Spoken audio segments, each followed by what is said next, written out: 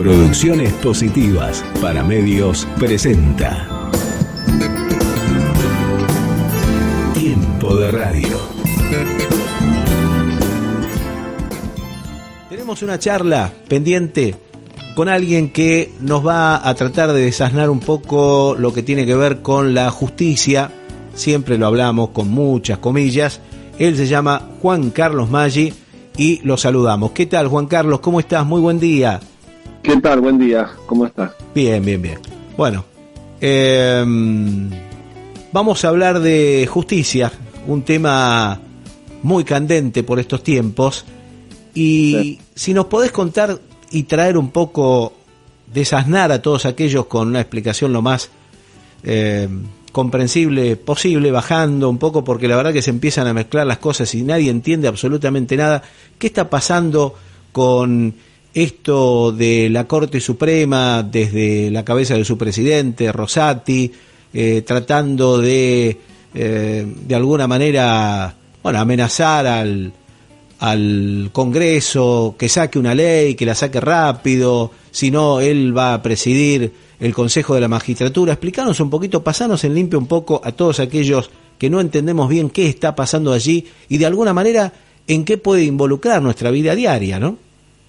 A ver, primero tenemos que, lo que hay que tener en claro es que en diciembre del 2021 la Suprema Corte deroga una ley vigente votada en sus plenas facultades por el Poder Legislativo en el año 2006. Esta ley del año 2006 definía que el Consejo de la Magistratura tenía que estar compuesto por 13 miembros. ¿Qué es el Consejo de la Magistratura? Un organismo trascendental que administra el presupuesto del Poder Judicial, organiza los concursos de los nuevos jueces, analiza el desempeño de los magistrados. ¿Esto qué quiere decir? Que tiene la facultad de sancionarlos e incluso de separarlos de sus cargos. A partir de la reforma del 206, que esta reforma fue anulada por la Corte, ¿no?, está compuesto por 3 jueces, 2 abogados, 4 legisladores de la mayoría, 2 legisladores de la minoría, un académico y un representante del Poder Ejecutivo. En ese mismo acto de anulación, la Corte, como dijiste, exhorta al Congreso, o sea, le pide al Congreso coercitivamente que en un plazo razonable, ese plazo razonable es de 120 días, dicte una ley que organice el Consejo de la Magistratura de la Nación, pero mientras tanto, arrogándose facultades del Poder Legislativo y hasta tanto se sancione la nueva ley, ese plazo de 120 días, se pone el presidente de la Corte como presidente del Consejo de la Magistratura. ¿No es cierto? Entonces, Horacio Rosati es una persona que es autovotado presidente del Consejo de la Magistratura y está en este momento decidiendo, ¿no?, arrogándose esas facultades como jefe del organismo. Es muy importante, yo por eso lo tengo acá separado, el voto en disidencia de Lorenzetti, que es un miembro de la Corte que votó en disidencia. ¿Esto qué quiere decir? Que votó en contra de lo resuelto por la Corte y dijo que no podía ser restituida la ley 24.937, esto que es la ley anterior al 2006, porque esa ley fue derogada por la otra ley. Claro, pero tampoco la Corte Suprema puede derogar ninguna ley, hasta donde yo sé, no está para eso, ¿no? Sino para hacer cumplir las leyes que el Congreso dictamina. Puede declarar la constitucionalidad o la inconstitucionalidad. Pero después de tanto tiempo. No, eso el tiempo no tiene mucho que ver. La ley, la Corte Suprema, nosotros tenemos que tener en cuenta que en la época de la Revolución Francesa hay una obra muy importante del iluminismo que fue la obra que inspiró, ¿no es cierto?, todo esto, que es el espíritu de las leyes, y de Montesquieu, y es que el poder frene al poder, ¿no es cierto? ¿Y eso cómo se hace? Bueno, parece que de alguna manera se cortó la llamada. Vamos a tratar de volver a restituir la llamada. A veces puede ocurrir, ¿no?, que las llamadas se corten, pero bueno, estamos tratando de volver a sacar al aire a Juan Carlos. Así andan los teléfonos, ¿eh? Bueno, ¿estás en el aire de nuevo? Sí, Bueno, se cortó, no sé qué pasó. A veces suele ocurrir que las comunicaciones se cortan. Pero bueno, entonces, me contabas. Sí, Lorenzetti lo que dice en su voto de disidencia es que la Corte se excede, ¿no es cierto?, en sus facultades, porque vuelve a poner en vigencia una ley derogada hace 16 años.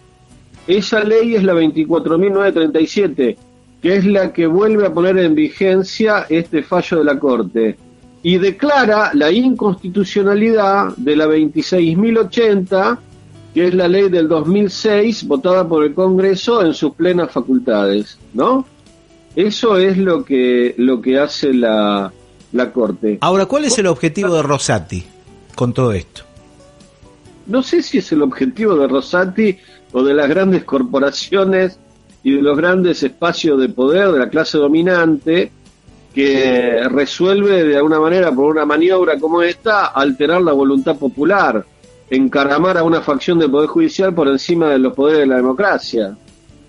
Esos son algunos de los ejes con los que se vertebra de alguna manera esta maniobra. O sea, eso lo puede notar toda la gente, ¿no? Claro, y mantener, por ejemplo, al procurador Eduardo Casal, mantener a Julio Contegrán, mantener a Stornelli, mantener a Bertuzzi, a Bruglia, por ejemplo, que ya debieran haber dejado su lugar hace rato, y con la jugada de Cristina lo que se logra en definitiva es congelar todo, digamos, no permitir que ellos avancen, pero tampoco puede avanzar el Frente de Todos. ¿Y cómo sigue esto? ¿Cómo se puede solucionar esto ahora? Desde el Colegio de Abogados de la Ciudad de Buenos Aires, que también es un factor de poder muy importante, porque aglutina, el Colegio de Abogados es una entidad privada, pero que aglutina a los abogados de los grandes estudios que asesoran a las empresas transnacionales que tienen muchísimo poder acá en la Argentina, ¿no es cierto? Son las grandes formadoras de precio, para darte una idea, ¿no? O sea, están atacando a la voluntad popular por todos los frentes. Quiero redondear un poco la idea, ¿no? O sea, que la seguridad jurídica, que parecería estar en manos de la Corte, hace todo lo contrario, repone normas derogadas y avasalla la división de poderes, que ella misma debería resguardar. Ahora, yo lo escuchaba a Federico Delgado, el fiscal, que él dice que evidentemente nos cuenta a todos que hay en el Poder Judicial, en realidad, hay muchos, pero muchos jueces y fiscales que son probos, que son correctos. Ahora, ¿cómo puede ser que ante estas situaciones no se escuchen las voces de nadie, excepto las de Federico Delgado, por ejemplo? Bueno, porque el Poder Judicial es una corporación verticalista y tampoco nadie quiere ser sometido a juicio político o atacado, ¿no es cierto? Palabras más, palabras menos, para cuidar su lugar, silencio. Y lógicamente. Bueno, ese es en realidad esa es en realidad la maniobra, el disciplinamiento de todos los jueces, los espacios de poder, nombrar jueces adeptos, ¿no es cierto?, y también disciplinarlos, y tener la potestad de el poder sancionador y eventualmente de exclusión de cualquier juez que se aparte de este disciplinamiento, como le pasó al magistrado federal, al juez federal de Paraná, que ya le mandaron un pedido de juicio político y está en el Consejo de la Magistratura. Claro, cada vez que algún juez quiere llevar adelante una acción que realmente, de alguna manera, redima la mala fama que se está gestando en el Poder Judicial, bueno, juicio político para él. Ahora, esos famosos 100 días, siempre me pregunto, de Alberto Fernández, donde se podría haber empezado a desarrollar una verdadera transformación, por ejemplo, de lo que tiene que ver con la Corte Suprema, que tiene 3 integrantes o 4, de los cuales uno creo que está con licencia, y todo el poder lo tienen 3 personas, y obviamente que las cosas importantes las tienen cajoneadas, pero bueno, toman todos los elementos necesarios a la hora de llevar adelante acciones políticas en favor de los poderosos, ahí sí, pero lo otro lo tienen cajoneado. Y digo, ¿se pudo haber hecho algo en estos famosos 100 días donde el poder político podría haber tenido el apoyo de la ciudadanía? Los primeros 100 días de gobierno son los primeros 100 días donde existe un fuerte poder político a cargo del presidente, porque está legitimado por el voto de la mayoría. Y en esos 100 días no se tomaron las medidas que deberían haberse tomado. Digamos, la postura del Poder Ejecutivo fue, bueno, la justicia se va a ir acomodando y se va a ir depurando sola. Y una ingenuidad, una verdadera ingenuidad, por supuesto. Es todo lo contrario. Y ahora yo la escuché a la vocera presidencial hace poco decir que el presidente de alguna manera estaba en una situación de como que no tenía nada que ver con toda esta movida del Congreso, del nombramiento de Doñate, ni mucho menos, que había una prescindibilidad, como que hay una total independencia del Poder Ejecutivo de todo eso.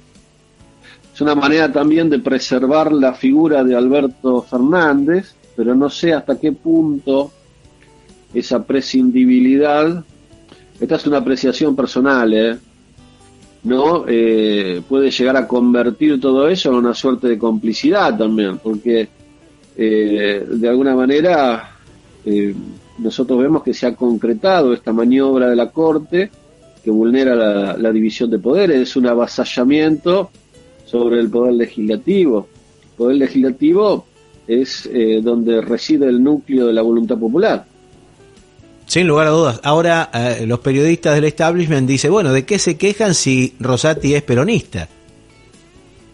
Bueno, un peronista bastante especial que surgió en Santa Fe, fue gobernador de la ciudad de Santa Fe con el Lole Reutemann, bueno, una especie, después fue ministro de Justicia, poco tiempo, el gobierno de Néstor, si mal no recuerdo, y bueno, entró por la ventana en la Corte también, ¿no es cierto? Si bien después fue homologado su nombramiento por el Congreso, en su momento entró por un decreto. Sí, lo que no me queda todavía claro es por qué los nuestros homologaron aquello. Todavía lo estoy pensando. Y bueno, no sé. Hay muchas cosas para... Hay más preguntas que respuestas, veo siempre, ¿no? En algunos temas. Ahora, sí. ¿Qué podemos esperar de acá en más de la justicia? Para tener una justicia que realmente sea la que todos estamos esperando, verdaderamente una justicia independiente y no esta que cada vez parecería que se afirma más en la ilegalidad, que se afirma más en la complicidad con los poderes más concentrados y deja la justicia al libre albedrío de la nada misma, ¿no? Bueno, pero nosotros, digamos, la ciudadanía, los oyentes pueden hacer una clara evaluación de lo que ha sido el gobierno anterior, con una verdadera casa de brujas de funcionarios, amparado por el Poder Judicial, con ciertos personajes como el fallecido juez Bonadío y etcétera, y otros más, ¿no es cierto?, que ha habido una gran avanzada sobre los funcionarios que han tenido responsabilidades en el gobierno de Cristina, el encarcelamiento masivo de funcionarios. Yo no he visto la misma persecución con este gobierno, ¿no es cierto? No. Eso claramente obedece a que la justicia federal es una corporación y que persigue determinados y discrecionales y direccionados intereses. Sí, no, llegamos al punto extremo y siempre lo decimos que Stornelli se investigue a sí mismo. Una barbaridad. Llegamos también, y también a Mauricio Macri, que alegremente está paseando por el mundo, mientras que tenemos un muerto, que es Timerman, que pudo vivir más, pero desgraciadamente no le permitieron ir a hacerse ver su salud, sus estudios o lo que tenía que hacer en los Estados Unidos, y alegremente mostrándonos la impunidad y riéndose de todos aquellos que soñamos con una verdadera justicia independiente, con una verdadera justicia, no con comillas, anda paseando por el mundo, jugando las cartas, jugando al bridge y vaya a saber qué está haciendo, y sin embargo tenemos que cargar con la injusticia de una persona que murió porque no le permitieron ir a hacerse el tratamiento correspondiente a los Estados Unidos. Claro, yo lo que quiero dejar resaltado también, que se ha tratado muy poco el tema, pero que la Corte haya aplicado el per saltum en este fallo del juez de Paraná, que mediante un amparo, haciendo lugar a ese amparo, bloqueaba esta movida de la Corte. La Corte realmente completa el cuadro de ignominia, ¿no es cierto? Al avasallar el sistema constitucional, la independencia de los funcionarios de los magistrados de tribunales inferiores, aplica el instituto del per saltum. ¿Eso qué quiere decir?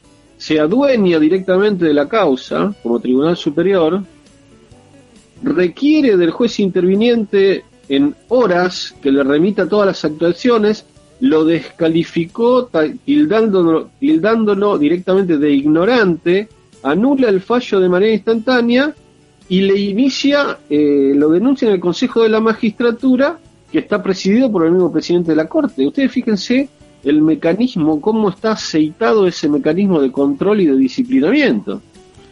Ahora, me pregunta un oyente, Juan Singuita, si existiría la posibilidad que el presidente detenga todo esto mediante un DNU. ¿Hay una posibilidad? Si el presidente quisiera, sabemos que él ya ha dicho que su principal capital es la moderación, por lo cual no soñemos con esto, pero ¿el presidente tendría esa posibilidad? ¿Se podría arrogar ese derecho? No, por un decreto de necesidad y urgencia no podría alterar una decisión del superior tribunal. No, para nada. Lo único que tiene el presidente como facultades excepcionales es el poder de veto de las leyes dictadas por el Congreso, pero no pasar por sobre encima de una resolución de la Corte Suprema. Lo que sí debería el Congreso es revisar esa resolución mediante una comisión bicameral que, digamos, se designe al efecto y que revise la legitimidad de este fallo, porque avasalla los derechos de los ciudadanos, de los representantes del pueblo, del poder legislativo. Esta es una puja entre el poder judicial y el poder legislativo. El poder ejecutivo en este caso, ¿se acuerdan ese dicho que decía yo argentino? Argentine. Bueno, eso es lo que de alguna manera viene haciendo el poder ejecutivo. Se ha dedicado, se ha mantenido totalmente neutral en el conflicto. Claro, se mantiene al margen. Sí, entonces tiene herramientas el presidente, según tus palabras, para hacer algo que sea de peso, ¿no? Lo que tendría que haber hecho en su momento es, como se hizo en el gobierno de Néstor, con los resortes constitucionales del caso, cambiar a la Corte Suprema, designar nuevos miembros en la Corte Suprema.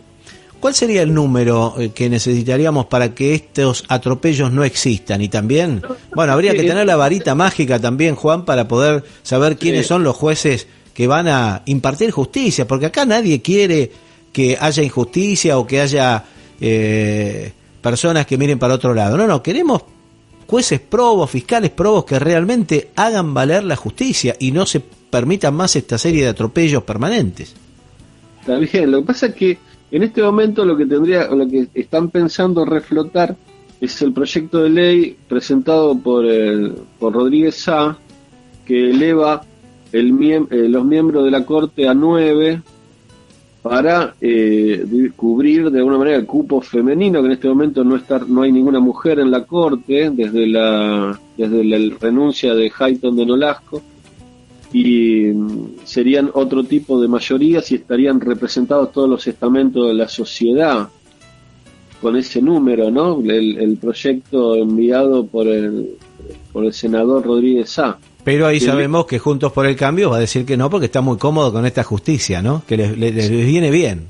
Bueno, de alguna manera, esa sería una manera de frenar este avasallamiento. A mí me parece que es algo muy delicado. El disciplinamiento de los jueces, el direccionamiento de las investigaciones, todos sabemos, porque ha salido a la luz, cómo se armaban causas acá en la Argentina, con una clara intencionalidad política. Entonces la injerencia... Sí, pero como llevamos todo a Comodoro Pro, ahí está todo cajoneado, duerme el sueño de lo justo, no va a pasar nada por allí. Te hago una pregunta, si es que sabes. Voy a decir algo. Sí, dale. Autocrítica, que a mí tampoco me parece bien la denuncia que ha hecho Germán Martínez respecto de todo esto en la justicia, porque si nosotros buscamos que la injerencia del Poder Judicial sea mínimo, esa es una manera de retroalimentar el desborde o el exceso del Poder Judicial en el juego político. Si yo voy a la justicia para denunciar todo esto, ¿qué estoy haciendo? Estoy retroalimentando el problema. Claro, sin lugar a dudas. No quiero más la injerencia de la justicia, que se debata todo en el Congreso, donde están los representantes del pueblo. Los jueces tienen que aplicar la ley, para eso están. Pero bueno,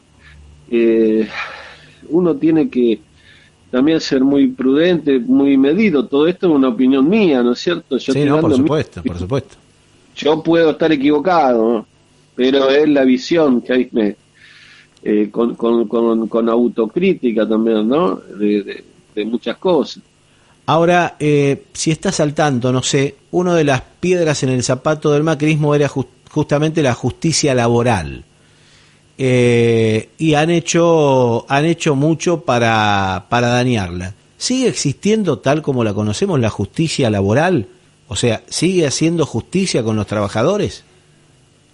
Si es que sabes algo del tema. Yo lo que entiendo es que ha habido una suerte de disciplinamiento con la justicia laboral que es insoslayable. Y uno de los puntales, de los caballitos de batalla de la oposición es vulnerar los derechos de los trabajadores, porque según ellos es la madre de todos los males, que por eso no hay trabajo, que por eso es esto, que por eso es lo otro. Sin embargo, nosotros tenemos que en Europa, donde existe una clara rigidez, ¿no es cierto?, en las normas laborales, no la flexibilidad famosa, esa palabra maldita que siempre nos ponen arriba de la mesa o arriba del escritorio cuando ganan los gobiernos de derecha. La flexibilidad no hace que haya más trabajo. La flexibilidad lo que hace es vulnerar el derecho del pobre laburante. Que ya bastante tocado está, ¿no? No, por supuesto. Todo el mundo le echa la culpa al derecho de los trabajadores, pero nosotros estamos acostumbrados en la Argentina que la gente que lo tiene todo, a la clase media tan, digamos, el medio pelo de la Argentina, la clase media aspiracional, le llenen la cabeza y que le digan que la culpa la tienen los que no tienen nada. Todos sabemos que eso es una falacia. Sí, de eso hablamos habitualmente en el programa, claro. Entonces, eso es una gran falacia. La culpa no la tienen los beneficiarios de los planes. La culpa no la tiene el hermano boliviano que se atiende en el Hospital Fernández. La culpa la tiene el gringo que compra los Levax y los Lelix y los fuga. Entonces, si pudiéramos analizar la cosa mucho más claramente, tendríamos otro tipo de visión y no que el árbol nos tape siempre el bosque. Sí, si existiera un periodismo que no sea militante del poder, por supuesto, que se enoja con los piqueteros porque cortan el tránsito, pero ahora con esto de los tractores, de la abundancia, de esos muchachos que, por ejemplo, se llevan y evaden alrededor de 30.000 millones de dólares al año, según algunas estimaciones, 100 millones más o menos se estima de toneladas anuales que se comercializan por la hidrovía sin pagar absolutamente nada. En fin, todos esos datos que desgraciadamente muy pocos los dan, ¿no? Y ahora vienen porque les parece que hay demasiado impuesto en la Argentina, hay demasiada presión para ellos. Bueno, lo que pasa es que todos sabemos que el dinero es muy poderoso, el dinero compra voluntades, la manipulación, ¿no es cierto?, de las mentes, lo que nosotros denominamos o que se denomina la famosa batalla cultural, que es muy difícil de librar, porque uno se enfrenta a grandes preconceptos y como que la gente simplifica, rotula, a veces corta la carne con el hacha, digo yo, no trata de buscar el bisturí, de pensar y de tratar de escudriñar dónde están los verdaderos culpables de toda esta situación, que no son a los grandes factores de poder mediante los medios hegemónicos, por un lado, por otro lado mediante su embate con el Poder Judicial, el disciplinamiento de los jueces y con arbitrando todos estos medios para presionar a los gobiernos populares, terminan llevando agua para su molino. Por eso es que ciertos y determinados sociólogos hablan de la falsedad, o sea, como que la democracia en definitiva termina siendo una falsedad burguesa, porque siempre son los mismos los que conservan su espacio de poder, articulando los medios que se pueden articular siguiendo las reglas de juego de la democracia, pero utilizándolo de una manera totalmente inmoral y totalmente arbitraria y contraria a todos los principios de la lógica y de la idea de justicia. Ahora yo me pregunto, ¿no? Aquel estudiante de abogacía, aquel profesor que tiene que dar clases, con todo este festival de impunidad, con todo este festival de hacer absolutamente lo que se quiere con la justicia, ¿con qué ánimo, no, se puede estudiar o con qué ánimo se puede enseñar? Y bueno, siempre pasó lo mismo. Siempre pasó lo mismo en el derecho. Yo hice el primer año de la facultad con la dictadura militar. Gobernaba todavía el general Viñones. Y el profesor de Derecho Político, Derecho Constitucional, no sabía dónde meterse cuando nos enseñaba los principios, porque decía todo esto no se aplica, todo esto es letra muerta. Los principios del iluminismo, la división de poderes, la soberanía popular, igual remuneración por igual tarea, la capacitación es la base para los cargos públicos. Bueno, todo eso no se aplicaba y los profesores lo sabían. Y no se aplica hoy, Y bueno, tampoco hemos cambiado mucho, salvo en determinadas circunstancias y oportunidades, pero es la eterna lucha de los opresores con los oprimidos, aplicando el método histórico de Carlos Marx. Va a ser una lucha que se va a seguir ejerciendo, se va a seguir dando en la historia de la humanidad. Pero bueno. Seguiremos sin aflojar entonces, tratando de perseguir la utopía, que cada vez se hace más utópica, ¿no? Sí, dando la batalla cultural, pero mientras el grupo Clarín, un medio comunitario independiente, necesita 37 años para recibir lo mismo de pauta que Clarín recibe en un mes.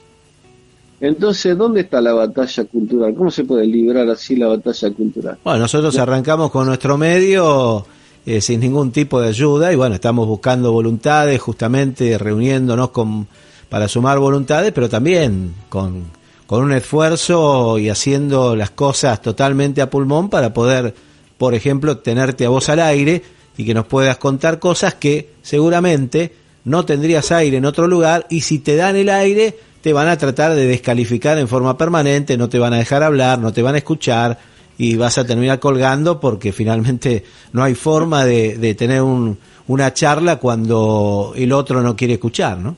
Bueno, no, por supuesto, y me ha pasado, así que me ha pasado varias veces. Bueno, sabés que acá tenés una puerta abierta, nos gustaría que puedas sumar ideas y te seguiremos convocando sin lugar a dudas para que podamos seguir conversando de estos temas que en otros lugares se ocultan y acá tenemos que tratar de darle un poco de claridad. ¿Tu mensaje final es esperanzador como el de Federico Delgado o de alguna manera es un mensaje más bien pesimista? ¿Cómo lo sentís? No, ni una cosa ni la otra, es más de lo mismo. Y hay que seguir resistiendo. No sé si soy claro. Resistiendo con aguante. Sí, resistiendo con aguante. O sea, yo no sé si eso es esperanzador, pero por lo menos no es un mensaje pesimista ni derrotista. Todavía falta mucho, hay muchas batallas por librar, pero hay que resistir con aguante. Y hay que seguir dando la batalla cultural, que es la más importante de las batallas. Sí, cada uno desde su lugar, no resignándose, sin lugar a dudas, no bajando las banderas. Bueno, Juan, te agradezco muchísimo tu participación y te vamos a solicitar en otras oportunidades también, porque si la batalla sigue, obviamente que las miradas que vos ofreces deben seguir teniendo un aire y deben ser escuchadas, por supuesto. Bueno, muchas gracias. Un abrazo grande. Chao.